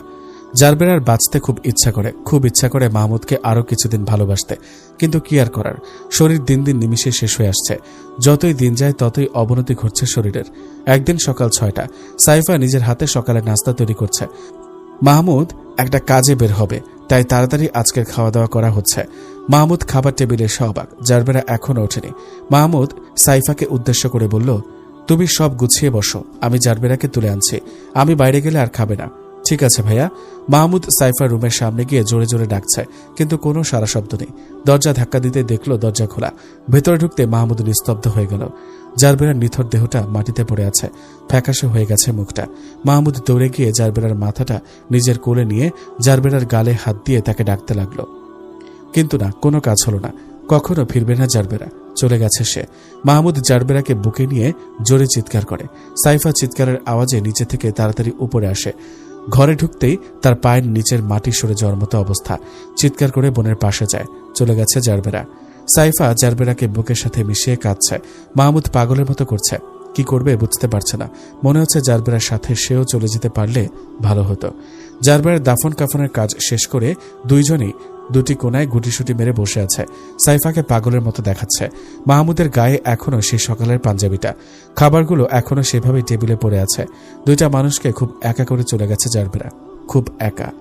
মায়ের ডাকে মাহমুদ ভাবনা থেকে বের হয়। সকালের খাবারের জন্য সবাই বসে আছে। খাওয়া দাওয়া শেষ হলে মাহমুদ একটু বের হবে, তাই আগে আগেই খাওয়া দাওয়া শেষ করে উঠে চলে গেল। আসলে সাইফাকে সে দেশে নিয়ে এসেছে, একটা হোস্টেলে তাকে রেখে তারপর সে বাড়িতে এসেছে। আজকে তাকে বাড়িতে নিয়ে আসবে। এতটা বছর আমেরিকায় থেকেছে সৈয়দ সাহেব এবং সুরাইয়া বেগম। অনেক জোর করেছে দেশে আসার জন্য, কিন্তু আসেনি। হঠাৎ জারবেরার মৃত্যুর 1 বছর পর খুব আপন মানুষদের দেখতে ইচ্ছা করছিল তার, তাই দেশে আসা। কিন্তু সুরাইয়া বেগমের হঠাৎ বিয়ের কথায় চমকে গেল মাহমুদ। তারপরও শান্ত হয়ে কথা গুছিয়ে বলে মাহমুদ, কিন্তু মনের মধ্যে কি অবস্থা সে ছাড়া আর কেউ জানে না। হুরের পাশে বসে আছে রাবেয়া বেগম। দুইজনেই চুপচাপ। নীরবতা ভেঙে রাবেয়া বেগম বলল, মা, 20টা বছর পার করে দিলে, আজও তোমার জন্মদিনের কথা তোমার বাবার আর আমার চোখে ভাসে। বাড়ি আলো করে এসেছিল ছোট্ট একটা বাচ্চা মেয়ে, আদর করে তার দাদা নাম দিয়েছিল হুর, হুরায়রা আফরিন হুর। তোমার বাবা সবসময় বলে, কেন যে মেয়েদের বিয়ে দিয়ে দিতে হয়, কিভাবে থাকবো আমি আমার হুরকে ছাড়া। কিন্তু দেখো কিভাবে সে ছোট্ট হুরটা এত বড় হয়ে গেছে। মেয়েদের তো আজীবন ঘরে রাখা যায় না। তোমার বাবা চান ভালো কারো হাতে তোমাকে তুলে দিতে, যার কাছে তুমি খুব সুখী থাকবে, যে তোমাকে আল্লাহর পথে চলতে সাহায্য করবে। হুর মুচকে হেসে বলল, এতটুকু কথা বলতে তুমি এত ভয় পাচ্ছিলে কেন বলো তো মা? তোমরা যা ভালো বুঝবে তাই করবে। আমি জানি তোমরা কখনো আমার খারাপ চাওনি, আর কখনো চাইবেও না। রাবেয়া বেগম মেয়েকে আদর করে চলে গেল। সে জানত কখনো তার মেয়ে তার মুখের উপর কথা বলবে না, তাই মেয়ের ভরসার খুব দাম তাদের কাছে। আনসারী সাহেব খুব অপেক্ষা ছিলেন মেয়ের উত্তরের জন্য। রাবেয়া বেগমের কথা শুনতেই খুব খুশি হলেন সে। গ্রামের সব থেকে ভালো ঘটককে ডাকা হলো। আমার মেয়ে হুরের জন্য খুব সামান্য কাউকে চাই আমি, কিন্তু হ্যাঁ, তাকে হতে হবে শান্ত, ভদ্র এবং দিনদার। বিশাল টাকা পয়সার দরকার নেই, শুধু দেখবেন সে আমার মেয়েটাকে যেন খুব ভালোবাসে। আচ্ছা, আপনি কোনো চিন্তা করবেন না, আমি আজকেই পাত্রের খোঁজ করব। এখন আসি আনসারী সাহেব। ঘটক মুসলিম সাহেব সোয়েব সাহেবের চেনা পরিচিত ভাই। বাড়িতে আজকে অনেক আয়োজন। ঘটক সাহেব আসবে এবং মাহমুদের জন্য পাত্রী দেখবে। দাদা চুপি চুপি স্বরে বলল, পাত্রী দেখবে তাতেই কত আয়োজন, বিয়ে করলে তো পুরো দেশ জানবে। সাজিদ কাপ পেতে বলল, কিছু বললে নাকি তুমি? না, আমি কি বলবো, আমার আর কিছু বলার আছে নাকি? কিছু না বলার থাকলেই ভালো। সাজিদ আজকে মেডিকেল থেকে তাড়াতাড়ি এসেছে। ঘটক সাহেব চলে এসেছে। সোয়েব সাহেব ঘটকের জন্য নাস্তা এনে তাকে সালাম দিল। ঘটক মাহমুদকে দেখে হঠাৎ বলে উঠল, তুমি তো মাহমুদ, তাই না বাবা? মাহমুদ কিছু বোঝার আগে দাদা বলল, না না, ও করবে না, আমি করব। হায় রে ঘটক সাহেব, আপনি এই ইয়ং পাত্রটাকেও চিনতে পারেন না, কি লজ্জাজনক। সাজিদ দাদার কথা শুনে মাথায় হাত দিয়ে কাশতে লাগলো। মাহমুদ হেসে বলল, হ্যাঁ হ্যাঁ, ওই ইয়ং ম্যানটাই পাত্র। সোয়েব সাহেব ঘটককে বলল, ভাই, আমার অনেক টাকা পয়সার দরকার নাই। আমার প্রথম ছেলে মাহমুদ, আমি চাই ওর জন্য অনেক সুন্দর মিষ্টি একটা বউ আনতে, যে হবে খুব শান্ত, ভদ্র। এর চেয়ে বেশি কিছু চাই না। দেখুন, আপনাদের চাওয়ার সাথে আরেকজনের চাওয়ার মিল আছে। এখন আপনারা চাইলে আমি তাদের সাথে যোগাযোগ করতে পারি। কই মেয়ের ছবি আছে? না, ধনী বাড়ির একমাত্র রাজকন্যা, যাকে বাইরের কোনো পরপুরুষ দেখে নাই, তার ছবি আমার কাছে কি করে থাকবে? সাজিদ অবাক হয়ে বলল, আনসারী আঙ্কেলের মেয়ের কথা বলছেন না তো? আরে হ্যাঁ, কিন্তু তুমি তাকে চেনো কিভাবে? ওখানে আমি কিছুদিন ছিলাম। আব্বু, ওই গ্রামে ওই মেয়ের খুব প্রশংসা। আপনি চাইলে ভাইয়ের জন্য দেখতে পারেন। সোয়েব সাহেব মাহমুদকে উদ্দেশ্য করে বলল, তোমার কোনো আপত্তি নেই তো? না আব্বু, আপনারা যা ভালো মনে করেন। আচ্ছা ভাই, আপনি তাদের জানিয়ে দিন আমরা মেয়ে দেখতে যাব শুক্রবার। দেখতে যাবেন বললেই তো আর হবে না, আগে তাদেরও তো ছেলের ব্যাপারে জানতে হবে। ঠিক আছে, আপনি তো মাহমুদের ব্যাপারে সব জানেন, আপনিই বলে দিন তাদের কাছে। ঠিক আছে ভাই, আমি আপনাকে বিকেলের মধ্যে জানাবো। আজকে উঠি। আসসালামু আলাইকুম। ওয়ালাইকুম আসসালাম। ঘটক চলে যেতেই শুরু হলো ঝগড়া। সাজিদ দাদার দিকে তেরে গিয়ে বলল, পাত্র তুমি? হ্যাঁ, তুমি না দাদি ছাড়া কারো দিকে তাকাও না? আজকে নিজেকে পাত্র দাবি করছো কেন? খুব শখ বিয়ে করার। আমি কি তোমার বউকে বিয়ে করব নাকি? তোমার জলে কেন? তুমি কারো বউয়ের দিকেই তাকাবে না। বয়স হয়েছে, এখনো এসব করো। ছি, তোমার সাথে কথা বলে আমার ভুল হয়েছে। দাদা উপরে যেতেই সাজিদ জোরে হেসে ফেলল। যেবা এতক্ষণ ঘটকের জন্য দরজার আড়ালে ছিল, এখন বের হয়েছে। পাত্রীর ছবি দেখার জন্য সে পাগল হয়ে গেছে, কিন্তু যখন শুনল ছবি নেই তখন মন খারাপ হয়ে গেল।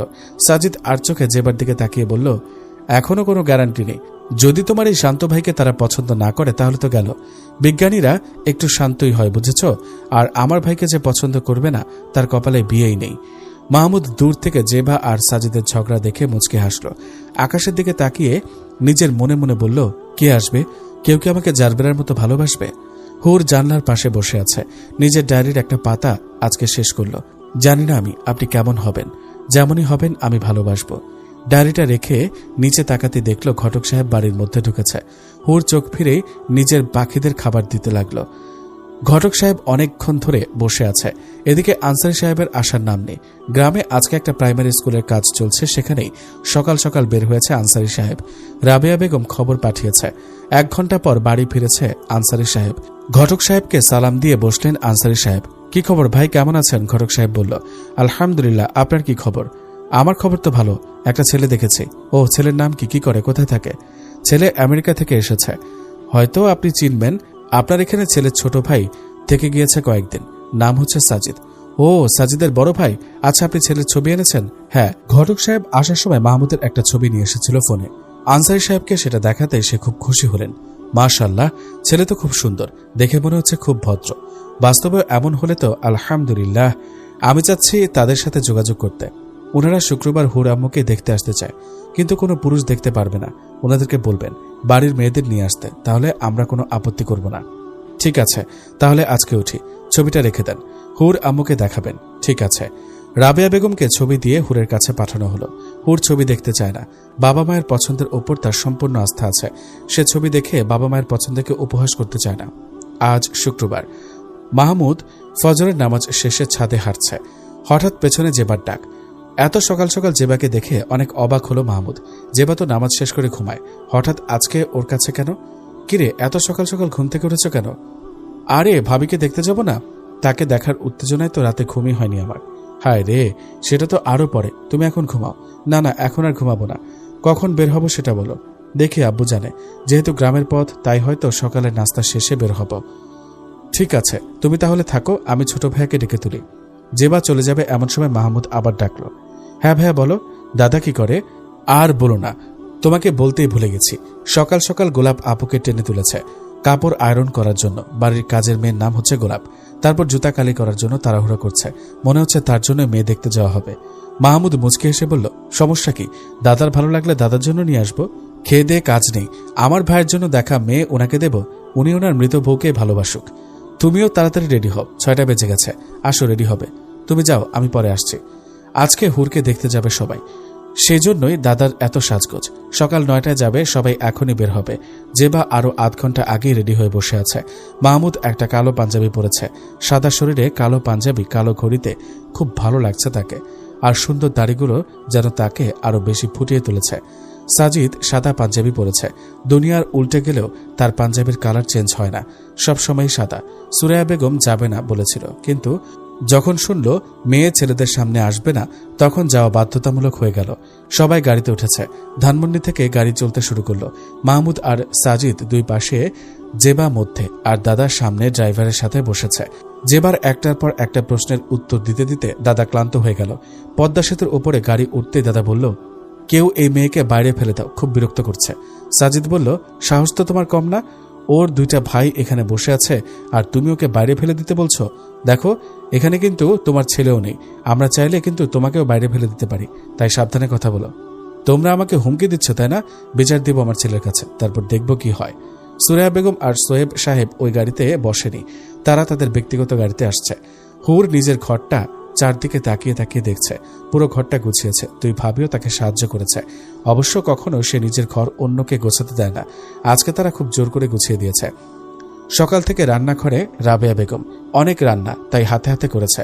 গ্রামের কিছু মহিলাদের ডাকা হয়েছে, সবাই সাহায্য করছে। সব কাজের মাঝেও রাবেয়া বেগম খেয়াল করল আনসারী সাহেবের মনটা খুব খারাপ। তার বুঝতে বাকি নেই স্বামীর মন খারাপের কারণ। অনেকগুলো বছর সংসার করেছে, এখন স্বামী ক বললে সে বাকি সব বুঝে যায়। এটাই হয়তো বুড়ো বুড়িদের ভালোবাসা। হুরের জন্য খুব মন খারাপ হচ্ছে আনসারী সাহেবের। মেয়েটা সত্যি সত্যি বিয়ে হয়ে যাবে, সে অনেকদিন পর পর তার মেয়েকে দেখতে পারবে। সব ভাবতেই তার কষ্ট হয়।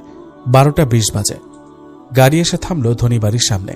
আনসারী সাহেব গাড়ির আওয়াজ পেয়ে তাড়াতাড়ি বাইরে আসলো। সোয়েব সাহেব এবং সাজিদ নেমে আনসারী সাহেবের সাথে কথা বলছে। মাহমুদ খুব লজ্জা পাচ্ছিল, কিন্তু দেখলো সাজিদ খুব ফ্রিলি কথা বলছে আনসারী সাহেবের সাথে, তাই সেও নেমে সালাম দিল তাকে। সবাইকে নিয়ে আনসারী সাহেব বাড়ির ভেতরে গেল। জেবা ভেতরে ঢুকেই বলল, ভাবি কোথায়? ভাবির কাছে নিয়ে যান কেউ আমাকে। সাজিদ জেবার হাত ধরে চুপটি গলায় বলল, এসব কি হচ্ছে জেবা? এখনো সে আমাদের ভাবি হয়নি, তার নাম হুর। ভাবি ভাবি বলে চেঁচালে লোকে খারাপ বলবে। আনসারি সাহেব জেবার কথা শুনে হো হো করে হেসে দিল এবং একজন মহিলাকে ডেকে বলল জেবাকে আর সুরাইয়া বেগমকে হুরের কাছে নিয়ে যেতে। সুরাইয়া বেগমকে গাড়ি করে পিছের দরজায় দেওয়া হয়েছে। সে ওখানে নেমে রাবেয়া বেগমের সাথে দেখা করেছে। সামনের দরজায় পুরুষ থাকায় ধনী বাড়িতে পেছনের দরজায় গাড়ি রাখার ব্যবস্থা আছে। রাবেয়া বেগম দুইজনকে নিয়ে হুরের রুমে গেল। হুর জানলার দিকে তাকিয়ে বসে আছে। সকাল সকাল রাবেয়া বেগম তাকে জোর করে গোসল করিয়েছে, তাই ভেজা চুলগুলো খোলা অবস্থায় হুরকে খুব সুন্দর লাগছে। রাবেয়া বেগমের সাথে সুরাইয়া বেগম আর জেবাকে দেখে হুরের বুঝতে বাকি রইল না মেহমান চলে এসেছে। এগিয়ে গিয়ে সুরাইয়া বেগমকে সালাম দিল হুর। জেবাকে উদ্দেশ্য করে জিজ্ঞেস করল, আসতে কোনো সমস্যা হয়নি তো? জেবা একধারে হুরকে দেখছে, মনে মনে বলছে যেভাবেই হোক হুরকে তার ভাইয়ের বউ করে চাই। সুরাইয়া বেগম হুরকে হালকা কিছু প্রশ্ন করে রাবেয়া বেগমের সাথে আলাপ শুরু করল। হুর মায়ের থেকে অনুমতি নিয়ে জেবাকে পুরো বাড়ি ঘুরে দেখাতে লাগলো। জেবা একটার পর একটা কথা বলেই চলেছে। হুর বলছে আর মুচকে হাসছে। বাগানের দোলনায় বসে জেবা বলল, জানো আমার বড় ভাইয়া খুব ভালো, শান্ত আর খুব ভদ্র। অবশ্য ছোট ভাইয়া কিছুটা তারা, তবে বড় ভাইয়া কখনো কোনো জিনিস নিয়ে রাগ করেনি। আম্মুর একান্ত খুব পছন্দের বড় ভাইয়া। আম্মু সবসময় বলে ভাইয়ার ভাগ্যে যে আছে সে নাকি খুব সুখী হবে। হুর জেবার কথাগুলো মাথা নিচু করে শুনছিল। হঠাৎ হুর প্রশ্ন করল, তোমার ভাইয়া কি করে? ভাইয়া আলেম আর ভবিষ্যতের বিজ্ঞানী। ও, আম্মু তোমার ভাইয়ার ছবি দেখতে বলেছিল, কিন্তু আমি দেখিনি। জেবা অবাক হয়ে বলল, কি তুমি ছবি দেখোনি? না দেখে থাকলে খুব মিস করেছ। কেন মিস করেছে কেন? তোমার ভাইয়া কি সুন্দর জিন নাকি? সুন্দর জিনের থেকে বেশি আমার ভাইয়া। যদি ভাগ্যে ভাইয়াকে তোমার সাথে মেলায় তখন দেখবে আর জোরে জোরে বলবে জিতেছি। আমার বই গেছে সব বলতে। আনসারি সাহেবের মনে মনে খুব পছন্দ হয়েছে মাহমুদকে, আর যেহেতু সাজিদের ভাই সেহেতু তার কোনো সন্দেহ নেই। আনসারি সাহেব একটু সময় চাইলেন সিদ্ধান্ত জানানোর জন্য, কিন্তু সোয়েব সাহেব আজকে জানতে চায়। ছেলেকে নিয়ে সে খুব সিরিয়াস। তাছাড়া হুরকে সুরাইয়া বেগমের খুব পছন্দ হয়েছে। আনসারি সাহেব এবং হুরের চার ভাই সোয়েব সাহেব আর মাহমুদ সাজিদকে নাস্তা দিয়ে একটু বের হলেন পরামর্শ করার জন্য। হুরের চার ভাই রাবেয়া বেগম, হুর এবং আনসারি সাহেব সবাই মিলে হুরের ঘরে বসে আছে। হুরের বড় ভাই বলল, ছেলেটা ভালো মনে হচ্ছে আমার কাছে, একবার হুরকে দেখতেও চায়নি।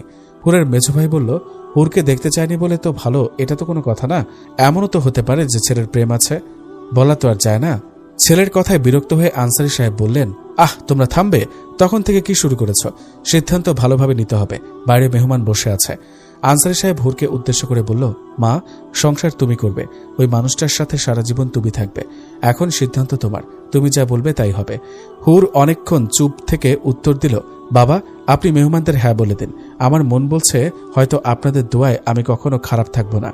আনসারি সাহেব মেয়ের মাথায় হাত বুলিয়ে মুচকে এসে বেরিয়ে গেল। বসে থাকতে থাকতে বিরক্ত লাগছে সোয়েব সাহেবের। জেবা এখনো একবারও তাদের সামনে আসেনি, এদিক সেদিক ঘুরছে। বাড়িটা তার খুব পছন্দ হয়েছে, কেমন একটা রাজপ্রাসাদ রাজপ্রাসাদ ভাব। আনসারি সাহেব সোয়েব সাহেবকে সালাম দিয়ে বসলেন। সোয়েব সাহেব অধীর আগ্রহে বসে আছে আনসারি সাহেবের উত্তর শোনার জন্য। আনসারি সাহেব কিছুক্ষণ চুপ থেকে বললেন, আমাদের কোনো আপত্তি নেই, ছেলে আমাদের খুব পছন্দ হয়েছে। এখন যদি কোনো কিছু লুকিয়ে থাকেন সেটা আপনাদের ব্যাপার। না না আঙ্কেল, লুকানোর কিচ্ছু নেই। আপনারা চাইলে কিছুদিন সময় নিয়ে খোঁজখবর নিয়ে দেখতে পারেন। তার দরকার নেই বাবা, তোমার সাথে কিছুদিন সময় কাটিয়েছে, খুব ভালো লেগেছে। তোমার অনুপাতে বোঝা যায় তোমার ভাইয়া কেমন হবে। তাছাড়া আমার মেয়েটাকে ভালোবাসলেই হলো, আমার আর কিচ্ছু চাই না। হঠাৎ দাদা বলে উঠল, পাত্র একটা পছন্দ না হলে আরও একটা আছে, সমস্যা নেই, শুধু পছন্দ করবেন। আনসারি সাহেব একটু অবাক হয়ে বলল, আরেকটা মানে? এই যে আমাকে কি আপনার কম মনে হয়? মোটামুটি আমিও আগের জামানার এসএসসি পাস। দাদার কথা শুনে সবাই হো হো করে হেসে দিল। আনসারি সাহেব সবাইকে নিজ হাতে মিষ্টি খাইয়ে দিলেন। এই শুক্রবারের পরের শুক্রবার বিয়ে ঠিক করা হয়েছে। দুই পক্ষ থেকে ঘটককে 10,000 টাকা দেওয়া হয়েছে। দাদা 2,000 বাড়িয়ে দিয়ে বলল, আরেকটা মেয়েকে দেখেও আমার জন্য। সাজিদ বলে উঠল, তুমি একটু থামো না, কতক্ষণ ধরে বিয়ে করছো? সন্ধ্যা 6টা বাজে। মাহমুদরা ঢাকায় ফিরে যাবে এখন। হঠাৎ সবাই খেয়াল করল জেবা নেই। মাহমুদ ভ্রুকুচকে বলল, বুঝলাম না, আসার পর থেকে ওকে দেখছি না, কোথায় গেল? আমার মনে হয় ও এখনো হুরের ঘর থেকে বের হয়নি। আপনারা গাড়িতে বসুন, আমি ওকে ডেকে আনছি। জেবা চুটিয়ে গল্প করছে হুরের সাথে। রাবেয়া বেগমকে ডাকতে পাঠিয়েছে জেবাকে। রাবেয়া বেগম তাড়াতাড়ি জেবাকে নিয়ে আসে। জেবা হুরকে বিদায় জানালো। এইটুকু সময়ে হুরের সাথে খুব ভালো বন্ধুত্ব হয়ে গেছে জেবার। সবাই গাড়িতে উঠল। সোয়েব সাহেব আনসারি সাহেবকে বিদায় জানিয়ে গাড়িতে উঠল। জেবা, সাজিদ সবাই মহাখুশি।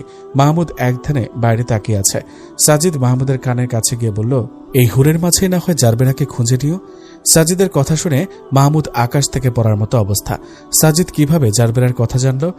সাজিদ আবার বলল, আমি কিভাবে কি জেনেছি সেসব ভেবো না। কিছু কিছু প্রিয় জিনিস আল্লাহ খুব তাড়াতাড়ি নিয়ে যায়।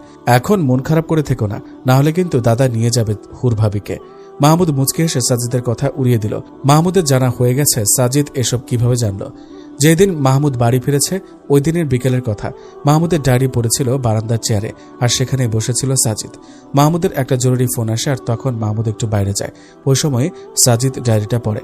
মাহমুদ বাইরে তাকিয়ে একটা দীর্ঘশ্বাস ছাড়ল। ঘড়িতে 10টা বাজে। সুরাইয়া বেগম আর সোয়েব সাহেবের গাড়ি বাড়িতে চলে গেছে, কিন্তু মাহমুদের গাড়ি আটকে গেছে ধানমন্ডির একটা রেস্টুরেন্টে। জেবা আর দাদা একটার পর একটা খাবার অর্ডার করছে। মাহমুদ বিরক্ত হয়ে মনে মনে বলল, সাজিদ শুধু শুধু বলে না যে এই দুটোকে কোথাও নিলে চোখ বেঁধে নেওয়া উচিত। খাবার আসতে দুজনে খাওয়া শুরু করেছে। জেবা মুখ খুলবে এজন্য সাজিদ আর মাহমুদ তাকে আড়াল করে দাঁড়িয়েছে। দুজনের খাওয়া দেখে মনে হচ্ছে না আনসারি সাহেব এদের ওই বাড়িতে খাবার দিয়েছিল। খাওয়া দাওয়া শেষ। রেস্টুরেন্টের বিল মিটিয়ে বাইরে এসে মাহমুদ এবং সাজিদ দুজনেই অবাক। দাদা আর জেবা গাড়ির মধ্যে বসে ফুচকা খাচ্ছে। সাজিদ মাহমুদের দিকে তাকিয়ে আছে আর মাহমুদ গাড়ির দিকে। ওদের দুজনকে হা করে তাকিয়ে থাকতে দেখে জেবা গপ গপ করে খাওয়া রেখে বলল, ভাইয়া খাবে তোমরা? এভাবে তাকিয়ে আছো কেন? সাজিদ গাড়িতে উঠে বলল, এত খাবার পেটে জায়গা হবে না, তোমার পেটটা একটু ধার দাও। না, আমি তোমাকে বলিনি, তোমার এত বড় একটা পেটে টাইটানিক জাহাজটাও ঢুকে যাবে। আমি আমার বোনকে বলেছি। হ্যাঁ, আমার পেট নিয়ে হিংসা করে দেখেই তো নিজের 6টা পেট। কি যেন বলে, 6 প্যাক না কি যেন? আমার 6 পেটের চেয়ে তোমার 1 পেটে বেশি খাবার ধরে। মাহমুদ গাড়ি চালানো শুরু করে বলল, অনেক ঝগড়া করেছো, এবার থামো। সুস্থ মাথায় বাড়ি ফিরতে দাও। তোমার মাথা আবার অসুস্থ হবে কেন? তোমাদেরই ঝগড়ার জন্য। সারাদিন এমন বাচ্চাদের মতো ঝগড়া করো কেন? চিন্তা করো না বাবু, বিয়ে যে কত মজা, খালি খাওয়া আর খাওয়া। একবার করো, তারপর টের পাবা। ওই সময় তুমি ঝগড়া করলে আমরাও বলবো, কিরে ঝগড়া করো কেন? দাদার কথা শুনে সাজিদ জেবা দুজনেই হেসে দিল। মাহমুদ একটা দীর্ঘ নিঃশ্বাস নিল। মনে মনে বলল, এদের সাথে কথা বলে লাভ নেই। বাড়ি ফিরতে ফিরতে একটু বেশি রাত হওয়ায় সবাই সবার মতো ঘুমিয়ে পড়ল, কিন্তু ঘুম নেই হুরের চোখে। বাড়ি ভরা মেহমান। ধনী বাড়িতে বিয়ে বলে কথা। গ্রামের সবার মনে আনন্দ। বিয়ের বাকি আর মাত্র 4 দিন। হুরের 4 ভাই গত 5 দিন ঘুরে ঘুরে মাহমুদের সব খবর বের করেছে। শেষমেশ তারাও ক্লান্ত। হুরের বাবা মুচকি এসে মনে মনে বলেছিল, তার মেয়ের জন্য সে ঠিক পাত্রটাই বেছে নিয়েছে। এদিকে সুরাইয়া বেগম গতকাল রাতে নিজের হবু বউয়ের জন্য কেনাকাটা করে এনেছে। হঠাৎ বিয়ে ঠিক হওয়ায় হুরকে কিছুই দেওয়া হয়নি, তাই একটা হীরার রিং কিনেছে নিজের জমানো টাকা দিয়ে। দুপুরের দিকে সাজিদ, সোয়েব সাহেব এবং সুরাইয়া বেগমকে নিয়ে রওনা দিল হবু ভাবির বাড়িতে। সৈয়দ বাড়ি থেকে লোক আসবে শুনে আগেই আনসারি সাহেব ছোটখাটোর মধ্যে একটা অনুষ্ঠানের আয়োজন করে রাখে। ধনী বাড়ির সামনে গাড়ি থামতেই আনসারি সাহেব দৌড়ে আসলো। সোয়েব সাহেবকে সালাম জানিয়ে বাড়ির মধ্যে গেল তারা। কথা কথা জেবার কথা জিজ্ঞেস করলো সোয়েব সাহেব। জেবাও আসার খুব ইচ্ছা ছিল, কিন্তু ওইদিকে অনেক কাজ, বাইরের লোকেরা সব সামলাতে পারবে না, তাই জেবাকে রেখে এসেছে। সুরাইয়া বেগমকে নিয়ে রাবেয়া বেগম হুরের ঘরে গেল, কিন্তু হুর নেই। হুরের মেঝো ভাবি খবর দিল হুর রান্নাঘরে। হঠাৎ মেয়েকে রান্নাঘরে শুনে খুব অবাক হলো রাবেয়া বেগম। যেহেতু গ্রামের বাড়ির, তাই অনেক রান্না হলে সেটা মাটির চুলাতে করা হয়, আর কম রান্নার জন্য একটা গ্যাসের চুলা। হুরের কখনো রান্না করতে ইচ্ছা করলে গ্যাসের চুলাতেই করত। আজ হঠাৎ মাটির চুলায় কি করছে সে? সুরাইয়া বেগমকে নিয়ে হাঁটতে হাঁটতে রান্নাঘরে গেলেন রাবেয়া বেগম। রান্নাঘরে গিয়ে রাবেয়া বেগম পুরাই অবাক। হুর নিজ হাতে চিংড়ি মাছ রান্না করেছে। হুর আগে থেকেই চিংড়ি মাছ রান্না খুব ভালো পারে, মাঝে মাঝে করেছে, কিন্তু কখনো একসাথে অনেকগুলো রান্না করেনি। সুরাইয়া বেগম হুরের কাছে গিয়ে হুরের হাতটা এগিয়ে আংটিটা পরিয়ে দিল এবং হুরের হাতে 1000 টাকার নোটের একটা প্যাকেজ দিল। হুর কিছু বলার আগেই সুরাইয়া বেগম বলল, আসলে হঠাৎ দেখতে এসে বিয়ে ঠিক করে গেল তো তোমার শ্বশুর আব্বু, এই জন্য কিছু দেওয়া তো হলো না তোমাকে। আমি অনেক আগে থেকে ইচ্ছে বড় বউকে নিজের টাকায় কিছু দেওয়ার, তাই তোমার জন্য এই ছোট্ট উপহার। সুরাইয়া বেগম হুরের মাথায় হাত বোলাতে বোলাতে বলল, আম্মু, আমার মাহমুদ খুব শান্ত স্বভাবের ছেলে। ছেলেদের মধ্যে যে একটা অতিরিক্ত রাগ জেদ, সেটার কিছু নেই ওর মধ্যে। কখনো ওর দ্বারা তুমি কোনো কষ্ট পাবে না। ও প্রচুর কৌতূহলী, ওর সাথে থাকলে প্রচুর ঘুরতে পারবে, কিন্তু ও নিজের দিক থেকে প্রচুর অগোছালো। তুমি একটু গুছিয়ে নিও। ওর মন দিয়ে সুরাইয়া বেগমের কথা শুনছিল। এতদিন পর জানলো তার হবু বরের নাম মাহমুদ। সুরাইয়া বেগম রাবেয়া বেগমকে নিয়ে বাইরে চলে গেল। সে বুঝতে পারছে হুর খুব লজ্জা পাচ্ছে, তাই এখানে থেকে সে মেয়েটাকে লজ্জা দিতে চায় না। সুরাইয়া বেগম বেরিয়ে যেতেই হুরের ছোট্ট ভাবি হুরের হাতে থাকা প্যাকেজটা খুলতে খুলতে বলল, যাক, তোমার ভাইয়াদের মতো বাঘ সিংহ না, শান্ত ছেলেরাই ভালো। হুর ভাইদের এমন বদনাম শুনে ভ্রুকুঁচকে বলল, তাহলে এসেছো কেন আমার ভাইয়ের কাছে? আমার ভাইয়েরা খুব ভালো, বুঝেছ, শুধু একটু রাগী।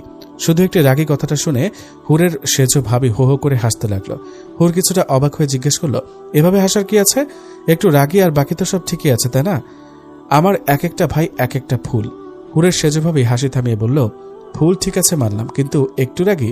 তোমার ভাইয়েরা এক একটা সিংহের মতো, কিছু হলেই রেগে যায়। হুরের মেজভাবি তাল মিলিয়ে বলল, একদম ঠিক বলেছ, এদের সাথে কথা বলতেও ভয় লাগে, কখন খেপে যায়। হুর মুচকি হেসে বলল, এত রাগী হওয়ার পরও তো তোমার এত ভালোবাসা। হঠাৎ হুরের এমন কথা শুনে তিনজনে হুরের দিকে তাকিয়ে রইল। আসলেই তো সবাই খুব ভালোবাসে তাদের স্বামীকে। কিছুক্ষণ গল্প করে সুরাইয়া বেগম এবং সোয়েব সাহেবের বাড়ি ফেরার সময় হলো। সুরাইয়া বেগম হুরকে বিদায় জানালো। আনসারী সাহেব তাদের গাড়িতে উঠিয়ে দিল। যেহেতু সাজিদ জারবেরার কথা জানে, তাহলে সাইফাকে আর হোস্টেলে রাখতে চায় না মাহমুদ গাড়ি নিয়ে বের হলো সাইফাকে আনার জন্য। হঠাৎ কোনো মেয়েকে বাড়িতে নিয়ে আসলে নানা কথা হতে পারে, এটা ভেবে একবার মনে হলো আনবে না। পরে ভাবলো সাইফা আর জেবা প্রায় একই বয়সের, সাইফা তো তার বোনের মতোই, তাই আর না ভেবে গাড়ি নিয়ে বের হলো মাহমুদ। গাড়িতে উঠবে এমন সময় আবার বেরিয়ে গেল জেবাকে নিয়ে। সাইফা হয়তো প্রথমে ভয় পাবে, কিন্তু জেবার সাথে থাকলে সে সমস্যাটা আর হবে না। গাড়ি থেকে নেমে সোজা জেবা রুমে গেল। জেবাকে 2 মিনিটের মধ্যে রেডি হতে বলে দাদার কাছে গেল মাহমুদ। দাদাকে বলতে হবে জেবা আর সে একটু বেরোবে, কারণ বাড়ি ফাঁকা। না বলে বের হলে পরে চিন্তা করবে। মাহমুদ দাদার সাথে কথা বলে অপেক্ষা করছে গাড়িতে। জেবা রেডি হয়ে গাড়িতে বসলো। মাহমুদ চালাচ্ছে। জেবা হঠাৎ বলল, কোথায় যাব আমরা? একটা মেয়েকে আনতে। হায় হায়, প্রেম করেছিলে? ধুর পাগড়ি, প্রেম করিনি। তাহলে মেয়ে আনতে যাবে যে? ওই মেয়েটাও তোমার মতো আমার একটা বোন, ওর শারীরিক সমস্যা আছে। আমার সাথে আমেরিকায় পরিচয় হয়, ওর বাবা মা নেই, তাই দেশে নিয়ে এসেছি। তাহলে এতদিন দূরে রেখেছো কেন? আগে আনতে পারতে। যদি আব্বু আম্মু কিছু মনে করে এজন্য আনিনি। আব্বু আম্মু কখনো কিচ্ছু মনে করবে না, তারা তোমাকে অনেক বিশ্বাস করে। আচ্ছা, ওর নাম কি? ওকে কোথায় রেখেছো তুমি? আগে ওখানে যাই, তারপর সব দেখতে পারবে। কথা বলতে বলতে গাড়ি এসে থামলো একটা হোস্টেলের সামনে। মাহমুদ জেবাকে নিয়ে ভেতরে কাউন্টারে গেল। কাউন্টারের মেয়েটা মাহমুদকে দেখে সালাম দিয়ে সাইফাকে ফোন করলো। সাইফা নিচে এসে মাহমুদকে দেখে খুব খুশি হলো, তবে জেবাকে দেখে একটু অবাক হলো। মাহমুদ সাইফাকে জেবার সাথে পরিচয় করিয়ে দেওয়ার জন্য বলল, সাইফা, ও জেবা আমার ছোট বোন, এখন থেকে আমার 2টা বোন। সাইফা জেবার সাথে কথা বলছে। মাহমুদ গিয়ে হোস্টেল থেকে সাইফার ছাড়পত্র নিল। একজন স্টাফ সাইফার সব জিনিসপত্র প্যাক করে গাড়িতে দিয়ে আসলো। মাহমুদ সাইফাকে নিতে এসেছে শুনে সাইফা খুব খুশি হলো। একা একা মেয়েটা খুব বোরিং হয়ে গিয়েছিল। তাছাড়া কখনো সাইফা একা থাকেনি। বাবা মা মারা যাওয়ার পর কয়েকদিন একা থেকেছিল, তারপরেই তো মাহমুদের সাথে দেখা। এই কয়েকদিন একা থাকতে তার খুব কষ্ট হয়েছে। জেবা সাইফা পেছনে বসলো আর মাহমুদ সামনে। বাড়ি আসতে আসতে দুজন খুব গল্প করলো। জেবা মাহমুদের বিয়ের কথা বলল সাইফাকে। সাইফা মনে মনে একটা দীর্ঘশ্বাস ছেড়ে বলল, হয়তো আজকে এই জায়গায় আপু থাকতো, কিন্তু সবই ভাগ্য। বাড়ি এসে দেখল সাজিদরা চলে এসেছে। মাহমুদ সাইফাকে সবার সাথে পরিচয় করিয়ে দিল। সোয়েব সাহেব এবং সুরাইয়া বেগমকে সব খুলে বলল মাহমুদ, তবে জারবেরার কথা কিছু বলেনি। তারা সাইফাকে জেবার মতো ভালোবাসবে বলে কথা দিল মাহমুদকে। সকাল 9:30 বাজে। আজকে সবাই বিয়ের শপিংয়ে যাবে। গাড়ি পার্ক করে বসুন্ধরায় ঢুকলো সবাই। সাজিদ জেবার হাতটা শক্ত করে ধরে আছে। এখানে আসলে তার পাখা গজিয়ে যায়, এদিক সেদিক উড়াল দেয়। উড়াল দিয়ে কেনাকাটা করলে ভয় নেই, ভয়টা হলো হারিয়ে যাওয়া। সুরাইয়া বেগম এবং মাহমুদ একটা বোরকার দোকানে যায়। তারা যেমনটা চাইছে তেমনটা এখন হবে না, তবে অর্ডার দিতে পারবে। একটা সাদা গাউন বোরকার সাথে হাত পায়ের মোজা সহ একটা মেয়ের পর্দার জন্য যাবতীয় যা লাগে সব একসাথে অর্ডার দিল মাহমুদ। গহনার দিকটা মাহমুদ তেমন বেশি ভালো জানে না, কারণ বেশ ছোট থেকে সে দেশের বাইরে, তাই কোনটা ভালো কোনটা খারাপ সে সম্পর্কে তার ভালো ধারণা নেই। তাই এই দিকটা সাজিদ এবং সোয়েব সাহেব সামলাবে। যেহেতু হুর সাজে না, তাই মেকআপটা লিস্টে রাখেনি মাহমুদ, আর তাদের বাড়ির মেয়েরাও সাজে না, এই জন্য মেকআপ দরকার নেই। 4টা সুন্দর কম কাজ এমন বোরকা নিল, কারণ এর মধ্যে যেবারও পছন্দ হতে পারে, তাই কম নিলে কান্নাকাটি হবে। আর কয়েকটা 3 পিস নিল, কারণ মাহমুদ চায় না হুর ওখান থেকে জামা কাপড় নিয়ে আসুক। এই ব্যাপারটা তার ভালো লাগে না। তার দরকারি জিনিস আনুক, কিন্তু জামা কাপড় না। বাদ রইল জুতা। হুর মোটামুটি নাকি বেশ লম্বা, অবশ্য মাহমুদ দেখেনি, সুরাইয়া বেগমের মুখে শুনেছে, তাই হিল জুতার প্রশ্নই ওঠে না। তাছাড়া মাহমুদের উঁচু জুতা ভালো লাগে না। বোরকা অর্ডার দেওয়ার সময় জুতার সাইজটাও জেনে নিয়েছে জেবা। সাইজ অনুযায়ী একটা সুন্দর নিজের পছন্দ মতো একজোড়া জুতা নিল মাহমুদ। এবার রইল মাহমুদের কেনাকাটা। সুরাইয়া বেগম এবং সাজিদের পছন্দ মতো একটা সাদা পাঞ্জাবি নিল মাহমুদ। পাঞ্জাবিটা খুব সুন্দর, বুকে গলায় কালো জরি সুতার কাজ, জেবা সাইফার জন্য এবং বাকি যাবতীয় সবকিছু সুরাইয়া বেগম পছন্দ করে কিনেছে, কিন্তু জুয়েলারির দোকান থেকে এখনো আসেনি সোয়েব সাহেব। জেবা, সাইফা এবং সুরাইয়া বেগমকে গাড়িতে বসিয়ে কেনাকাটার সব বিল মিটিয়ে জুয়েলারির দোকানে গেল সাজিদ আর মাহমুদ। দুই ভাই জুয়েলারির দোকানে গিয়ে অবাক। পুরো দোকানটাই মনে হচ্ছে কিনে নিচ্ছে সোয়েব সাহেব। মাথা থেকে পা পর্যন্ত জুয়েলারি নিয়েছে, মোট 50 ভরি। মাহমুদ তাড়াতাড়ি গিয়ে সোয়েব সাহেবকে থামালো। বাবা, কি করছেন এসব? এত জুয়েলারি দিয়ে কি করবে? এগুলোর অনেক জাকাত হবে। হলে হোক, আমি কি জাকাত দেই না নাকি? জাকাত দেন ঠিক আছে, কিন্তু এত জুয়েলারির দরকার নেই। যা নিয়েছেন অনেক, আর লাগবে না। মাহমুদ দোকানদারকে সব প্যাক করে দিতে বলল। জুয়েলারিগুলো সাজিদের হাতে দিয়ে বলল সোয়েব সাহেবকে নিয়ে গাড়িতে বসতে। সাজিদ চলে যেতে মাহমুদ একটা জিনিস নিয়ে বেরিয়ে গেল।